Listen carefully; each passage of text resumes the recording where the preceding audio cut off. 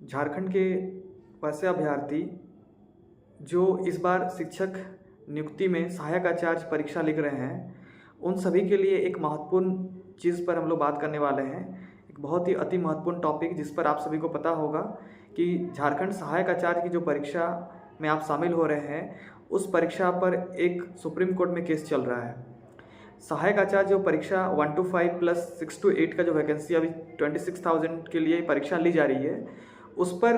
बहुत सारे जो है पहले भी केसेस हुए हैं और अभी वर्तमान परिस्थिति में जो सुप्रीम कोर्ट में केस चल रहा है, उस टॉपिक पर एक विशेष बातचीत आप सभी के साथ करनी है। वैसे साथी जो बिल्कुल भी नहीं जानते हैं, उनको मैं थोड़ा सा ब्रीफ में डिस्कशन के दौरान ही करना चाहता हूँ, और जो वस्तु स्थिति अभी वर्तमान में सुप्रीम कोर्ट में क्या चल रहा है और उसका असर क्या होगा झारखंड के परिदृश्य में, और जो सहायक आचार्य जो परीक्षा आप लोग लिख रहे हैं, उस परीक्षा में बैठने के बाद क्या आगे की परिस्थिति ऐसी बनेगी। ऐसी भी स्थिति उत्पन्न हो सकती है अगर सुप्रीम कोर्ट में केस हमारे विपक्ष में जाता है या फिर हमारे अगेंस्ट में जाता है, तो परीक्षा लिखने के बावजूद भी हमें परीक्षा से हटाया जा सकता है। तो उस टॉपिक पर विशेष बातचीत के लिए सुप्रीम कोर्ट में केस में लगभग 3 सुनवाई ऑलरेडी हो चुकी हैं और अगला सुनवाई 19 जुलाई को होने वाला है। उसके संदर्भ में आप सभी के साथ एक विशेष बातचीत करना है। वैसे साथी जो इस परीक्षा को लिख रहे हैं और जिन्होंने भी सीटेट उत्तीर्ण किया हुआ है और उनको मौका मिला है, उस संदर्भ में हम लोग आज बातचीत करने वाले हैं। साथियों, झारखंड में आपको जैसे पता होगा कि झारखंड राज्य गठन के बाद मात्र 2 ही बार सीटेट की एग्जाम, जेटेट की एग्जाम, झारखंड शिक्षक पात्रता परीक्षा का आयोजन 2013 और 2016 में हुआ था। उसके बाद झारखंड टेट का एग्जाम हुआ नहीं था। और आपको पता होगा कि इसी बीच आनंद फानंद में जो है ना, परीक्षा की वैकेंसी की घोषणा जब की गई थी, तब वैसे अभ्यर्थी जो 2016 के बाद टेट से वंचित थे, क्योंकि टेट लिया ही नहीं गया था, तो वैसे बहुत सारे अभ्यर्थी सीटेट उत्तीर्ण अभ्यर्थी, मतलब सीटेट की परीक्षा पास किए हुए थे, उनको भी इसमें शामिल करने के लिए मौका नहीं दिया गया था। तो हम सभी अभ्यर्थी जो सीटेट उत्तीर्ण थे, हम लोगों ने पहले सरकार से आवेदन दिया, उनसे बात रखा, और सरकार ने हमारी बातों को एकदम बिल्कुल भी वहाँ पर जो है ना कंसिडर नहीं किया। मुख्यमंत्री सर से उस टाइम वर्तमान जो है जगन्नाथ महतो जी शिक्षा मंत्री थे, उनसे भी हम लोगों ने मुलाकात करके अपनी बातों को अवगत कराने का काम किया था, परंतु सीटेट को वहाँ पर शामिल नहीं किया गया। फाइनली जब कहीं से बात हमारी नहीं सुनी गई, तो हम लोग झारखंड उच्च न्यायालय में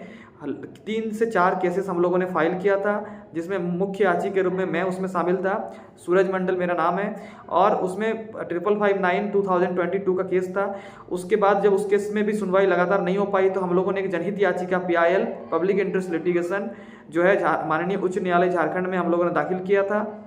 और उस केस के बाद जो है उसमें PIL के बाद जो है उसमें माननीय जो है ना पूर्व एडवोकेट जनरल जो है रह चुके हैं अजित कुमार सर ने हमारी पैरवी की थी, और उस केस के बाद हमारी सुनवाई होने के बाद झारखंड में सीटेट को जो है शामिल करने का जो आदेश पारित हुआ था, और उसमें कंडीशन लगा दिया गया था कि पहले प्रयास में और अगले आने वाले 3 वर्षों में जब भी जेटेट की परीक्षा ली जाएगी, उसमें सीटेट उत्तीर्ण अभ्यर्थियों की शर्त के साथ शामिल किया जाता है कि नियुक्ति के पश्चात उनको जेटेट की परीक्षा से गुजरना पड़ेगा और पहले प्रयास में उस परीक्षा को उनको पास करना पड़ेगा। अभी तक की जो ये जजमेंट हुआ था, ये हाईकोर्ट से हमें मिला था, और हाईकोर्ट ने मौका दिया था हमें सहायक आचार्य की जो नियुक्ति निकाल दी गई थी, उसके NCT की जो गाइडलाइन है उसके आधार पर एक जजमेंट पास किया था, जिसमें ये उल्लेख किया गया था कि NCT गाइडलाइंस में ये उल्लेख है कि अगर स्टेट गवर्नमेंट टेट कंडक्ट नहीं कराती, उस केस में अदर स्टेट के टेट और साथ ही साथ जो सीटेट कैंडिडेट्स हैं उनको भी कंसिडर किया जाएगा। और ये जो पार हुआ था, ये केवल और केवल झारखंड के स्थानीय अभ्यर्थी, यानी कि जो झारखंड के रहने वाले हैं, लोकल रेसिडेंट्स हैं, उनके लिए ये एलिजिबिलिटी जो है ना, ये दिया गया था, और वही इसमें परीक्षा में फॉर्म भर पाए थे। बट ये जो परीक्षा फॉर्म भरने का मौका मिला हमें इतनी संघर्षों के बाद, उसको जो जेटेट के अभ्यर्थी हैं यहाँ पर, जिन्होंने पहले टेट क्वालिफाई किया हुआ है, झारखंड टेट, वो इसको सुप्रीम कोर्ट में चैलेंज कर दिए हैं। और सुप्रीम कोर्ट में वो उनका दलील है कि झारखंड में टेट अभ्यर्थियों को ही केवल शामिल करना चाहिए, सीट को नहीं मौका मिलना चाहिए, और ये गलत तरीके से हाईकोर्ट जो किया ये गलत है। ये कहते हुए वो सुप्रीम कोर्ट में SLP फाइल किए हुए हैं, और उस SLP में लगभग 2 से 3 सुनवाई ऑलरेडी हो चुकी है, और अगला सुनवाई का डेट भी लगा हुआ है। और इस चीज़ों की इस बीच परीक्षा भी चल रहा है, उसकी भी तैयारी करना है, और साथ ही साथ सुप्रीम कोर्ट में जो चल रहा है केस, उसकी भी तैयारी करनी है। क्योंकि ऐसा कई बार देखा गया है कि अगर हाईकोर्ट में जीता हुआ केस को भी सही तरीके से अगर नहीं लड़ा जाता है, तो सुप्रीम कोर्ट में कई बार वो केसेस खारिज हो जाते हैं। तो हमें वहाँ पर बहुत अच्छे तरीके से डिफेंड करना पड़ेगा, और उसके लिए पिछले लगभग हम लोग 3 सुनवाई ऑलरेडी अपने जो है ना खर्चों से हम लोगों ने करवाया हुआ है। हम लोग सभी ने जितने अभ्यर्थी झारखंड हाईकोर्ट में लड़ा था वहाँ पर भी हम लोगों ने काफ़ी खर्चे किए थे, और सुप्रीम कोर्ट में भी काफ़ी खर्चे हम लोग ऑलरेडी कर चुके हैं 3 सुनवाई में। अगला सुनवाई होने वाला है और इस बार सुनवाई काफ़ी महत्वपूर्ण होने वाली है। और जो हमारे विपक्ष में है उनमें बिहार वाला मैटर भी टेक हुआ है, यानी बिहार टेट के जो अभ्यर्थी हैं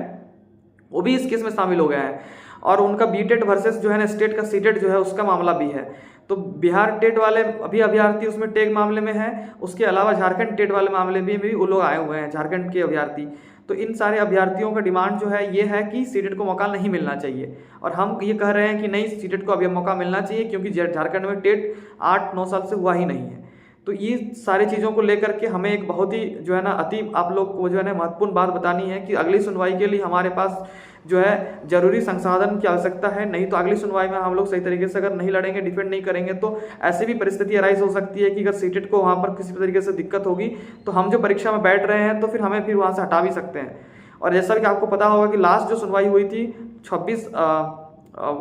तारीख को, उसमें ये रिजल्ट पर स्टे लगा दिया गया, यानी जो परीक्षा हो रहा है वो रिजल्ट पर स्टे है, रिजल्ट नहीं निकाला जाएगा जब तक कि पूरा कोर्ट का सुनवाई उस पर आ नहीं जाता या फिर कोर्ट उस पर कुछ डायरेक्शन पास नहीं करता तब तक। तो लास्ट सुनवाई में ये हुआ था, जब एग्जाम का डेट घोषणा हुआ था तो वहाँ पर एक स्टे पिटीशन जेटेड अभ्यर्थियों के माध्यम से फाइल किया गया था, और उस स्टे पिटीशन में ये किया गया था कोर्ट के माध्यम से कि फिलहाल एग्जाम रोक देने से किसी को नहीं रोका जा रहा है, एग्जाम सबको ही दीजिए, लेकिन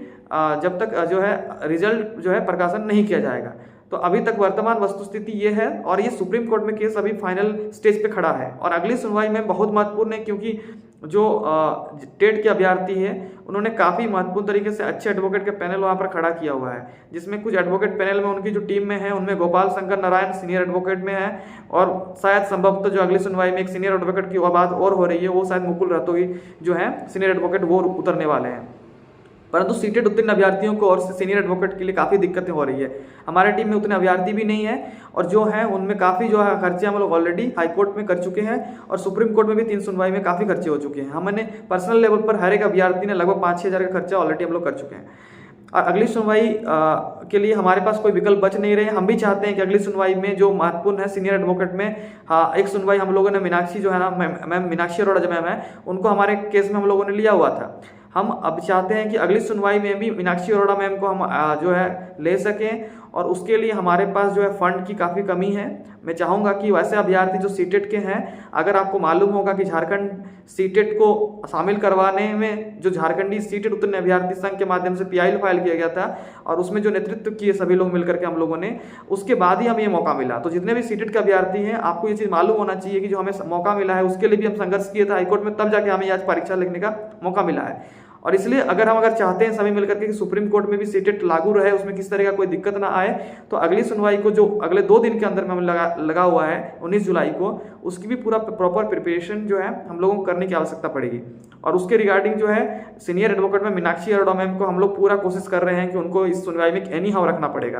क्योंकि अगर नहीं रखेंगे तो सामने वाले की ओर से काफ़ी जो है सीनियर लॉयर और एडवोकेट वो खड़े हो रहे हैं, और हमारी ओर से भी अगर सही तरह से पक्षों को वहाँ पर नहीं रखा गया तो कहीं कुछ दिक्कत ना हो जाए, कहीं कोई कुछ अनहोनी ना हो जाए, इसलिए हम लोग कोई रिस्क नहीं ले सकते हैं। साथियों, इस बात को समझने की आवश्यकता पड़ेगी।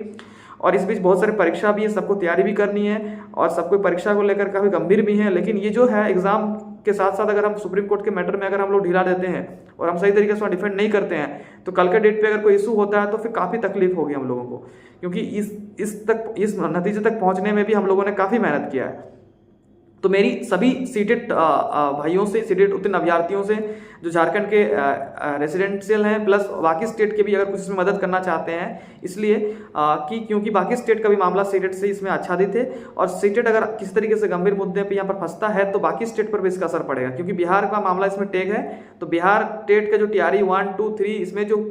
कैंडिडेट्स हैं वो सब भी इसमें भी प्रभावित होंगे, उनको भी फिर दिक्कत हो सकती है। तो इस केस में हम लोग चाहते हैं कि जो टॉप मोस्ट हमारे और से सीनियर एडवोकेट में मीनाक्षी अरोड़ा मैम को हम लोग कोशिश कर रहे हैं पूरी तरीके से। काफ़ी ब्रीफिंग भी हुई है, पिछले भी कुछ सुनवाई में हम लोगों ने कोशिश किया उनको रखने का, और इस सुनवाई को लेकर के भी हम लोग काफ़ी उम्मीद कर रहे हैं कि जो सीटेट उत्तीर्ण अभ्यर्थी इसमें अगर सहयोग करेंगे तो निश्चित रूप से उनको हम लोग इस पैनल में रखेंगे, और अगर ऐसा होता है तो हम लोग भी अच्छे तरीके से वहाँ पर बहस करने में सक्षम होंगे, और ऐसा हो पाएगा तो हम निश्चित रूप से जो है ना हमारा मुद्दा वहाँ पर लगेगा, तो हमें काफ़ी जो है पॉजिटिव जो है ना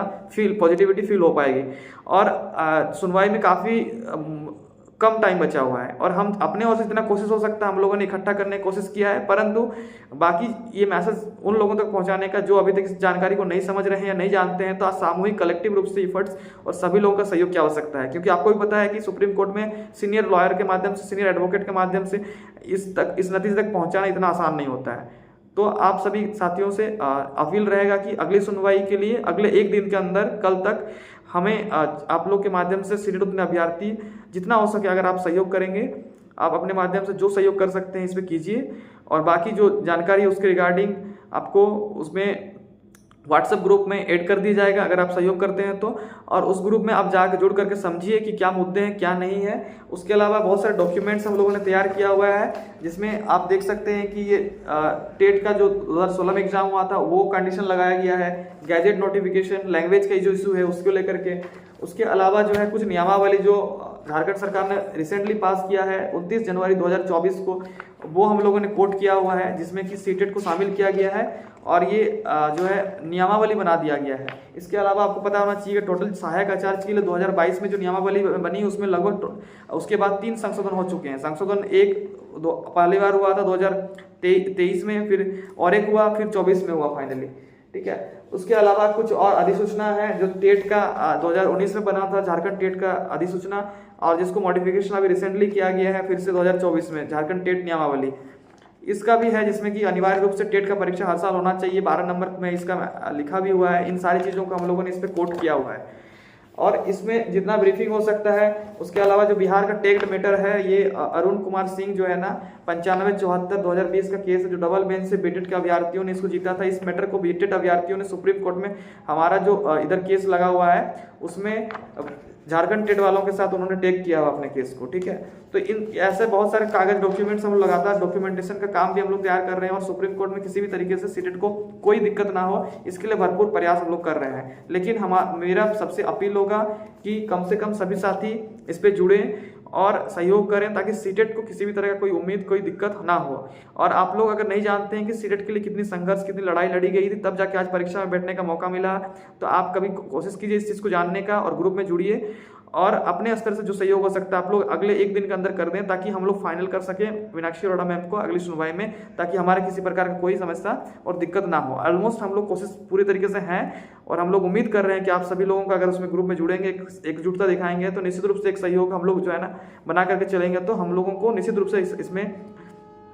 अच्छी उम्मीद दिखेगी और हम लोग निश्चित रूप से इसको अच्छे से टैकल कर पाएंगे। और इसके लिए जो भी आप लोगों को जानकारी या फिर कांटेक्ट या डिटेल्स या फिर बातचीत करना चाहते हैं या फिर जानकारी पता करना चाहते हैं तो आप सीटेट सुप्रीम कोर्ट के ग्रुप बना हुआ है और जो लोग सहयोग किए हुए हैं उसमें उसके लिए भी एक पेड ग्रुप जो है ना वो बनाया गया है। टेलीग्राम में भी कुछ ग्रुप्स हैं और एक व्हाट्सएप में जो है लगभग जो अभ्यर्थी हमें मदद कर रहे हैं इस केस के लिए उनका एक ग्रुप बना दिया गया है। उस पर आप जुड़ करके, और रात में मीटिंग भी होती है जिसमें वस्तु स्थिति और वर्तमान परिस्थिति में हम कितना क्या है उसको लेकर के बताया गया है। लगातार मीटिंग्स हो रही हैं, आज भी होने वाली है। तो आप सभी साथियों से निवेदन रहेगा कि निश्चित रूप से अगर आप सीटेट के उत्तीर्ण अभ्यर्थी हैं और इस सहायक आचार्य में आप अगर बैठे हुए हैं परीक्षा में तो आपको निश्चित रूप से इस पर जुड़ करके वस्तुस्थिति को समझने की आवश्यकता है और सीटेट को जो है ना किसी भी तरीके से वहाँ पर बचाने की आवश्यकता है हमें। अन्यथा बाकी कुछ अगर दिक्कत होगा तो बहुत हमें समस्या हो सकती है, इस बात को भी समझे। और बस इन्हीं सारी बातों के साथ आप सभी लोगों का इस पे हमें सपोर्ट सिस्टम बना करके एकजुटता दिखाना है ताकि सुप्रीम कोर्ट में हम सीनियर एडवोकेट के माध्यम से अपना बहस करवा सकें। और बाकी डिटेल्स किस तरीके से नंबर के वगैरह क्या आप जो है संपर्क कर सकते हैं, नंबर नोट करना है तो आप नंबर भी नोट कर सकते हैं, है ना, 9439448515। आप इस नंबर पर व्हाट्सअप मैसेज के माध्यम से बाकी कुछ सहयोग करना चाहते हैं तो इस नंबर में आप कर सकते हैं, फ़ोनपे, पेटीएम, गूगल पे के माध्यम से। बाकी डिटेल्स स्कैनर वगैरह जो यूट्यूब का चैनल है इसमें आप लोगों को दे दिया जाएगा, आप इसमें जुड़ें और बाकी जानकारी भी उसके माध्यम से लें और वस्तु स्थिति को जो है एक्चुअल फैक्ट क्या है नहीं है इसको समझें और सीटेट को सुप्रीम कोर्ट में बचाने के लिए आप लोग आगे आएँ और सबको मिलकर के अगर हम लोग आगे आएंगे तो निश्चित रूप से हमारा जो है ना प्रयास सार्थक होगा। संपर्क संख्या वही है 9439448515, इसी में सारा चीज़ है। आप लोग अधिक से अधिक लोग इसमें सपोर्ट सिस्टम बनाएं और इसमें ज़रूर जुड़ें। और जो एक पिटिशनर्स का भी ग्रुप हम लोगों ने फॉर्मेट किया हुआ है वहाँ पर, वैसे अभ्यर्थी जो इसमें सपोर्ट सिस्टम में आना चाहते हैं, हमारे साथ जुड़ना चाहते हैं तो इसमें जुड़ें और सहयोग करें। थैंक यू सो मच, धन्यवाद। बाकी जानकारी के लिए आप जो है ना आप बातचीत कर सकते हैं और ग्रुप में जुड़ करके इकट्ठा करके, है ना। लेकिन हमारे पास समय कम है, इसलिए आप सभी साथी जितना जल्दी हो सके कल तक इसमें जितना हो सकता है आप लोग जुड़ जाएं और सपोर्ट करें। Thank you so much.